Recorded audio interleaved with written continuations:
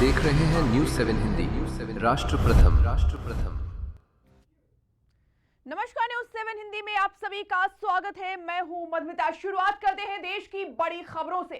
पंजाब में देर रात 3 घंटे में 2 बड़े धमाकों से दहशत का माहौल बन गया है। अमृतसर में बीएसएफ कैंप के बाहर एक बड़ा धमाका हुआ जो जालंधर में ग्रेनेड हमले के कुछ घंटों बाद हुआ। फिलहाल इसमें किसी के हताहत होने या घायल होने की खबर नहीं है। एक ही दिन में हुए इस दूसरे हमले के बाद राज्य में हाई सिक्योरिटी अलर्ट जारी कर दिया गया है। अमृतसर ग्रामीण के एसएसपी सुहेल मीर कासिम ने बताया कि शुरुआती जांच और विश्लेषण से पता चला है कि कोई व्यक्ति आया था और उसने बाउंड्री वॉल की तरफ कुछ फेंका, जिससे बड़ा धमाका हो गया। देर रात खासा कैंटोनमेंट के पास धमाके की आवाज की शिकायत मिलने के बाद वरिष्ठ पुलिस अधिकारी तुरंत कैंटोनमेंट इलाके में तैनात सेना के जवानों के साथ मौके पर पहुंचे। गहन जांच करने के लिए बम निरोधक दस्ते को भी बुलाया गया। फॉरेंसिक साइंस लेबोरेटरी की टीम ने घटनास्थल से नमूने और सबूत इकट्ठा किए और उन्हें विश्लेषण के लिए भेज दिया। एसपी आदित्य एस वारियर ने कहा, हम जांच कर रहे हैं कि कितने धमाके हुए हैं और कैसे हुए हैं। ਅੱਜ ਰਾਤ ਕਰੀਬਨ 11:15 ਵਜੇ ਸਾਨੂੰ ਇਨਫੋਰਮੇਸ਼ਨ ਆਈ ਸੀ ਕਿ ਜਿਹੜਾ ਖਾਸੇ ਨੂੰ ਰੋਡ ਜਾਂਦਾ ਹੈ ਉੱਥੇ ਇੱਕ ਲਾਊਡ ਆਵਾਜ਼ ਸੁਣਾਈ ਦਿੱਤੀ ਗਈ ਸੀਗੀ। ਉਸ ਤੋਂ ਬਾਅਦ ਤੁਰੰਤ ਸਾਡੀ ਜਿਹੜੀ ਟੀਮਸ ਹੈ ਮੌਕੇ ਤੇ ਪਹੁੰਚਿਆ ਤਾਂ ਇੱਥੇ ਅਸੀਂ ਵੇਖ ਲਿਆ ਸੀਗਾ ਜਿਹੜਾ ਇੱਕ ਦੀਵਾਰ ਹੈ ਜਿਹੜਾ ਖਾਸਾ ਕੈਂਟ ਹੈ ਤਾਂ ਉਧਰਲੇ ਪਾਸੇ ਇੱਕ ਅਸੀਂ ਵੇਖ ਲਿਆ ਕਿ ਦੀਵਾਰ ਦੇ ਉੱਤੇ ਇੱਕ ਟਿਨ ਦਾ ਜਿਹੜਾ ਇੱਕ ਸ਼ੀਟ ਹੈ ਉਹ ਡਿੱਗਿਆ ਪਿਆ ਸੀਗਾ। ਸੋ ਪ੍ਰੀਲਿਮਿਨਰੀ ਜਿਹੜੀ ਸਾਡੀ ਇਨਸਪੈਕਸ਼ਨ ਐਂਡ ਐਨਾਲਿਸਿਸ ਹੈ ਉਹ 'ਚੋਂ ਇਹ ਪਤਾ ਲੱਗਦਾ ਕਿ probably someone has come and thrown something towards the wall ਤਾਂ ਜਿਹਦੇ ਕਰਕੇ ਦੇਰ ਹੈਜ਼ ਬਿਨ ਸਮ ਲੋ ਐਕਸਪਲੋਜਨ ਐਂਡ ਕੋਈ ਨੁਕਸਾਨ ਨਹੀਂ ਹੈ।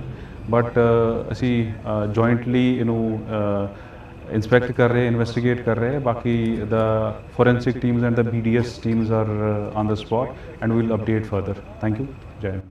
ਅੱਜ ਰਾਤ ਕਰੀਬਨ 11:15 ਵਜੇ ਸਾਨੂੰ ਇਨਫੋਰਮੇਸ਼ਨ ਆਈ ਸੀਗੀ ਕਿ ਜਿਹੜਾ ਖਾਸੇ ਨੂੰ ਰੋਡ ਜਾਂਦਾ ਹੈ ਉੱਥੇ ਇੱਕ ਲਾਊਡ ਆਵਾਜ਼ ਸੁਣਾਈ ਦਿੱਤੀ ਗਈ ਸੀਗੀ।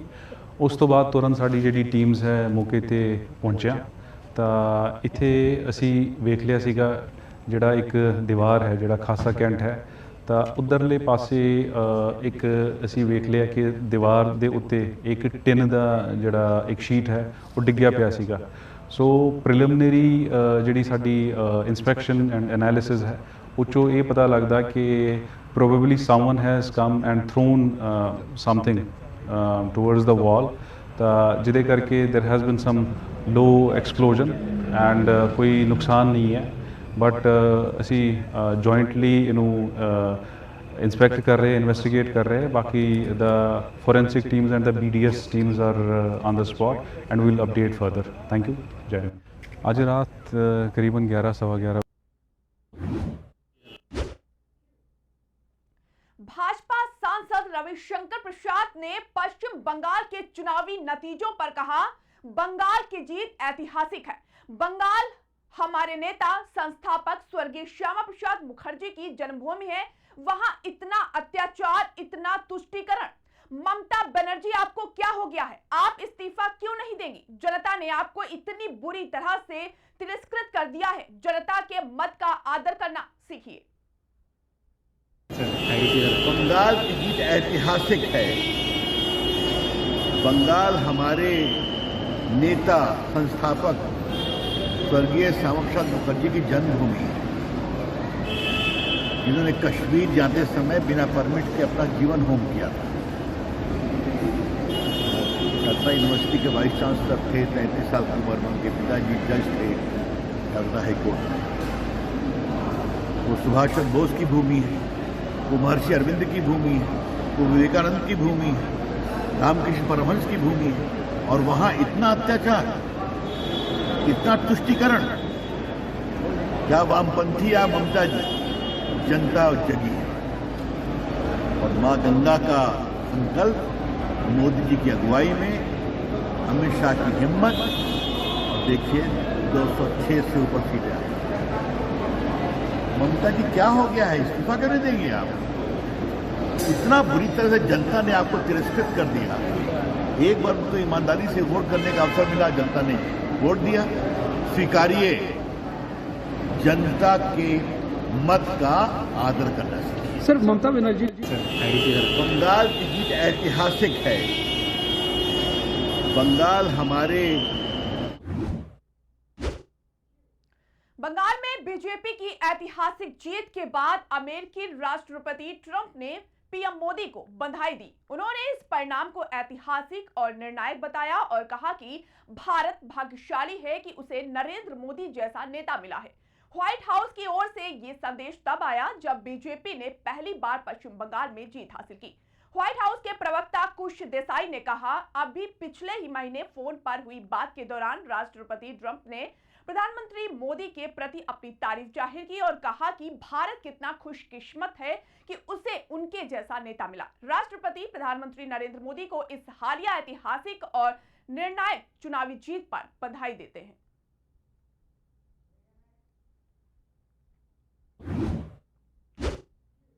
दिल्ली मंत्री पंकज कुमार सिंह ने कहा, विपक्ष का काम सिर्फ आरोप लगाना रह गया है। जब वो जीत जाते हैं तो अपने दम पर जीत गए और जब वो हार जाते हैं तो वोट चोरी। चुनाव आयोग ईवीएम की बात करते हैं।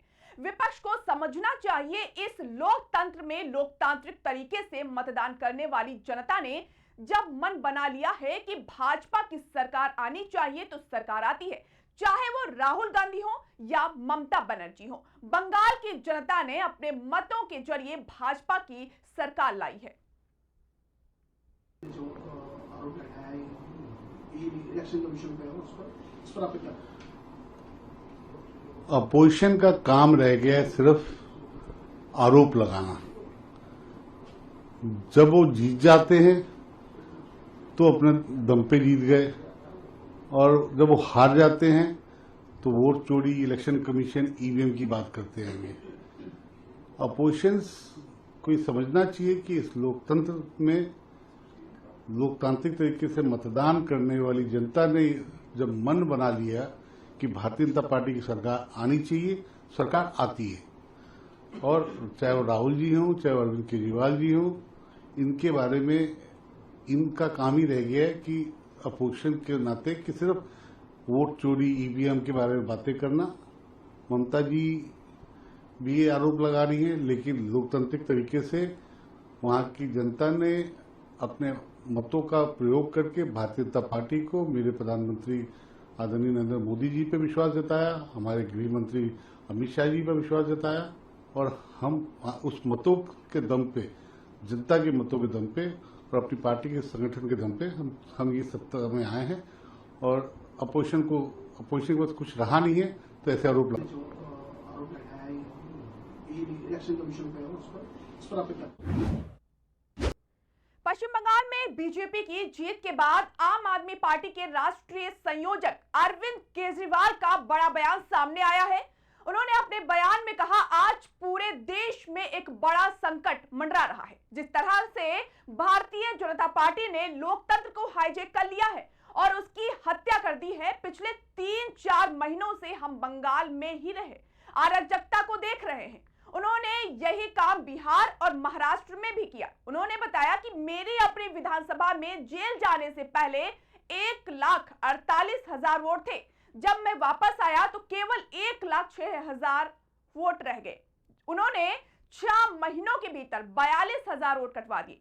पिछली बार मैं 30,000 वोटों से जीता था, 42,000 वोट रद्द कर दिए गए और मैं 3,000 वोटों से हार गया। आप कैसे जीत सकते हैं? जब आप सभी वोट ही रद्द कर देंगे तो कुछ भी नहीं बचेगा।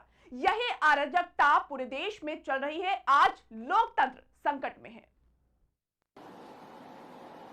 पूरे देश के अंदर आज एक बड़ा संकट छाया हुआ है। भारतीय जनता पार्टी ने जिस तरह से जनतंत्र को हाईजैक कर लिया है, हत्या कर दी है जनतंत्र की। कहीं पूरे देश में कोई पार्टी जीत के आ जाए, इनको कोई फर्क नहीं पड़ता। उसके बाद ईडी से, सीबीआई से, पैसे से एमएलए तोड़ लेते हैं, पार्टियां तोड़ लेते हैं, सरकारें गिरा देते हैं, जेल भेज देते हैं, हर किस्म की वोट काट देते हैं, वोट ऐड करा देते हैं। कल बंगाल का जो चुनाव, वो चुनाव थोड़ी था। पिछले 3-4 महीने से हम देख रहे हैं क्या तांडव चल रहा है बंगाल के अंदर। उसी तरह से उन्होंने बिहार के अंदर किया, उसी तरह से उन्होंने महाराष्ट्र के अंदर किया, उसी तरह से मेरी अपनी विधानसभा, दिल्ली विधानसभा जहां पे हम बैठे हैं अभी, जब मैं जेल गया उसके पहले इस विधानसभा में 1,48,000 वोट थे। जब मैं लौट के आया उसमें 1,06,000 वोट बचे थे। 42,000 वोट इन्होंने 6 महीने के अंदर कटवा दिए। मैं पिछली बार 30,000 वोट से जीता था, 42,000 वोट कटवा दिए, मैं 3,000 वोट से हार गया। जीत कैसे सकते हो जब आप सारे वोट कटवा दोगे? उसका तो कुछ भी नहीं बचेगा। पूरे देश के अंदर यही तांडव चल रहा है। आज जनतंत्र के ऊपर संकट है। जो हमारे शहीदों ने अपनी जान कुर्बान करके, भगत सिंह ने, सुभाष चंद्र बोस ने, जो हमारे देश के स्वतंत्रता सेनानियों ने अपनी जान कुर्बान करके शहीद हमें आजादी दिलाई थी, आज उस आजादी के ऊपर संकट आया हुआ है।